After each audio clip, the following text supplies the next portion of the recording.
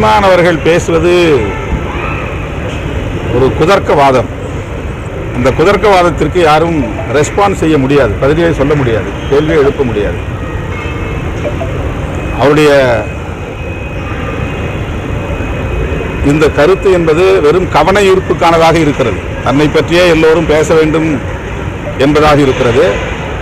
சனாதன கும்பலின் செயல் திட்டத்திற்கு இவர் பாதை அமைத்து கொடுப்பதாக அமைகிறது. வேண்டுமென்றே திட்டமிட்டே எல்லாம் தெரிந்தே சனாதனிகளுக்கு தமிழ் மண்ணில் அரசியல் செய்வதற்கான அடித்தளத்தை அமைத்து தருகிறார். இவர் போடுகிற பாதை இவர் பயணம் செய்வதற்கு பயன்படாது, சனாதன கும்பலுக்குத்தான் பயன்படும். அதை அவர் அறிந்து செய்கிறாரா அறியாமல் செய்கிறாரா என்று தெரியவில்லை. அவர் தமிழ் தேசியம் பேசுவதில் யாருக்கும் முரண்பாடு இல்லை. ஆனால் அவர் அடிமடியிலே கை வைக்கிறார். தனிமனித ஒழுக்கத்தை பற்றியெல்லாம் பேசுவது அரசியல் நாகரிகம் இல்லை.